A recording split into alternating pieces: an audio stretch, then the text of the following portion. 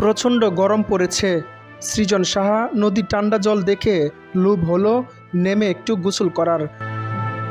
তাই তো নদীর পাড়ে ছোট ভাইকে বলছে, আমি নদীতে নেমে গোসল করব, তুই ভিডিও কর। তারপর হাসি মাখা মুখে নেমে গেল নদীতে। কিন্তু কে জানতো এই নদীতে নামাই হবে তার খাল, আর ফিরবে না সে।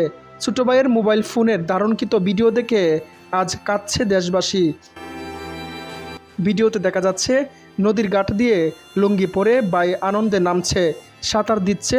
এক পর্যায়ে নদীর মাঝখানে চলে যায়। কিন্তু হঠাৎ ছোট ভাই দেখলো ভাই সাঁতরিয়ে আসার চেষ্টা করছে, কিন্তু আসতে পারছে না। ছোট ভাই ভিডিও করছে আর বলছে, কি হলো ভাই, আসছো না কেন, আসতে পারছো না নাকি? এদিকে ভাই সৃজন সাহা প্রবল স্রোতের কাছে যুদ্ধ করে আর পেরে ওঠেনি, হার মানল বালু নদীর স্রোতের কাছে। এ দৃশ্য দেখে যে কারো হৃদয় কেঁপে উঠবে। একটু আগে সেই শান্ত ছেলেটা হাসি মুখে নেমেছে, সাঁতরাচ্ছে, হঠাৎ ছেলেটা হারিয়ে গেল চিরকালের জন্য। জানা গেছে নারায়ণগঞ্জের রূপগঞ্জের নানার শ্রাদ্ধ অনুষ্ঠানে এসেছিল সৃজন সাহা। প্রচণ্ড গরমে আরামের জন্য ছোট ভাইকে সাথে করে নদীর ঘাটে আসে, কিন্তু আর ফিরতে পারেনি সৃজন সাহা। ফায়ার সার্ভিস ডুবুরি দল এসে খোঁজাখুঁজি করছে, কোথাও পাচ্ছিল না তাকে। এরপর নিখোঁজ যুবক সৃজন সাহার মরদেহ ৩৮ ঘন্টার পর উদ্ধার করেছে ফায়ার সার্ভিস। মঙ্গলবার সকালে বালু নদীর খিলক্ষেত থানাধীন পাতিরা এলাকা থেকে মরদেহটি উদ্ধার করা হয়। সৃজন সাহার নরসিংদীর মাধবদী থানাধীন কাশিমপুর এলাকার স্বপন সাহার ছেলে। তিনি নরসিংদী সরকারি কলেজ থেকে রসায়ন বিষয়ে মাস্টার্স পরীক্ষা দিয়েছিলেন।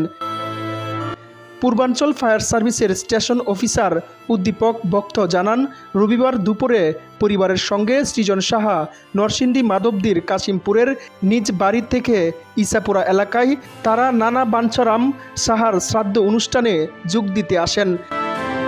বিকেল 5:30টার দিকে বালু নদীর ইসাপুরা পাকা ঘাট এলাকায় সৃজন গোসল করতে নামেন। সে সময় নদীতে গোসলের দৃশ্য ধারণ করেন তার ছোট ভাই সূর্য সাহা। সাঁতরে নদীর মাঝামাঝি স্থানে গেলে প্রবল স্রোতে হঠাৎ তলিয়ে যায় সৃজন। এরপর থেকে নিখোঁজ ছিলেন।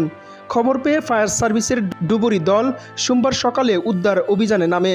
নিখোঁজের ৩৮ ঘন্টার পর মঙ্গলবার সকাল 7:30টার দিকে বালু নদীর খিলক্ষেত থানাধীন পাতিরা পিডিএল ঘাট এলাকা থেকে মরদেহ উদ্ধার করা হয়।